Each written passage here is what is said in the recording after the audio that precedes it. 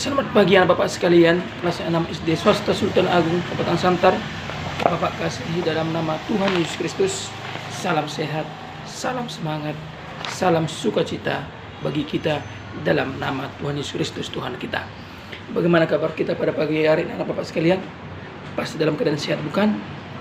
Puji Tuhan, pasti dalam keadaan sehat. Sebelum kita memulai pembelajaran kita pada pagi hari ini, kita berdoa terlebih dahulu. Ya Tuhan Allah kami anak-anak-Mu telah berkumpul kembali untuk bersekutu dengan Tuhan. Kiranya Tuhan memberkati pembelajaran kami yang akan diberikan Bapak Guru kami dalam pembelajaran kami pada pagi hari ini. Dalam nama Yesus Kristus kami berdoa dan mengucap syukur. Amin. Anak Bapak sekalian, pembelajaran kita pada pagi hari ini topiknya adalah berkomunikasi dengan Tuhan. Jika dikatakan berkomunikasi dengan Tuhan, berarti bercakap-cakap, berbicara dengan Tuhan. Kalau dikatakan berkomunikasi dengan Tuhan, ini mengarahkan kita supaya kita selalu berdoa. Karena hanya dalam doalah kita bisa berbicara, bisa bercakap-cakap, bisa berkomunikasi dengan Tuhan. Topik pembelajaran kita pada pagi hari ini mengarahkan kita supaya kita mengerti bagaimana Tuhan menjawab setiap doa-doa kita yang kita sampaikan kepadanya. Dalam topik kita pada pagi hari ini, kita akan dikuatkan dengan cerita seorang kakek yang berjudul Doa yang Dijawab. Di sana dikisahkan seorang kakek yang begitu tekun beribadah setiap harinya kepada Tuhan, berdoa setiap harinya kepada Tuhan. Tiada sampai satu hari dia lalui tanpa bersekutu dengan Tuhan. Semua orang di masyarakat atau di desa itu sudah mengenal si kakek itu sebagai seorang kakek yang selalu setia untuk beribadah kepada Tuhan. Namun suatu hari datang bencana alam ke desa si kakek tersebut, yaitu bencana banjir. Bencana banjir ini membuat semua orang desa itu panik dan cemas untuk pergi menyelamatkan diri mereka ke arah pegunungan yang lebih tinggi. Namun ada satu hal yang unik dari si kakek ini. Dia tidak mau pergi untuk mengikut semua saudara-saudaranya yang telah cemas untuk meninggalkan desa mereka. Dia yakin dan percaya bahwa saat dia berdoa, Tuhan akan menyelamatkannya. Oleh karena itu, pada saat kepala desa melihat si kakek untuk pergi meninggalkan desa itu dan mengajak si kakek menjawab, "Pergilah Bapak kepala desa, sebab aku yakin dan percaya Tuhanku akan menyelamatkanku."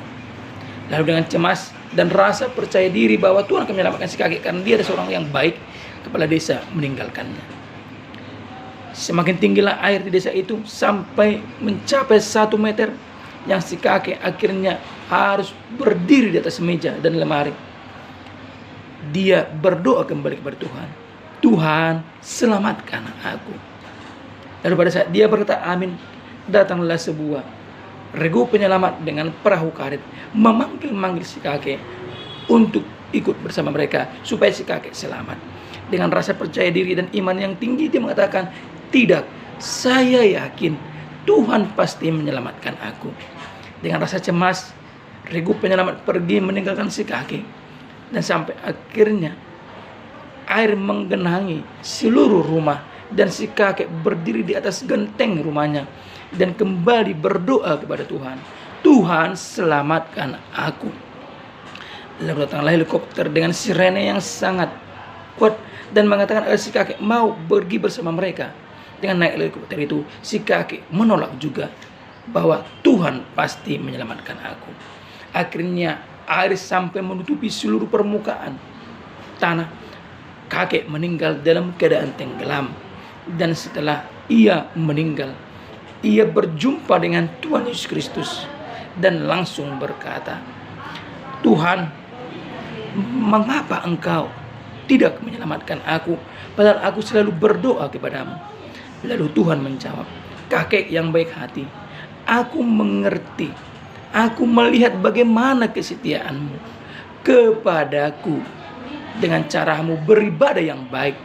Namun bukannya aku tidak menyelamatkan engkau kakekku yang baik, tapi engkau yang menolak penyelamatanku. 3 kali aku datang kepadamu untuk menyelamatkanmu, namun kakek tidak mau menuruti panggilanku. Melalui kepala desa, regu penyelamat, dan melalui juga helikopter yang kuturunkan kepadamu kakek.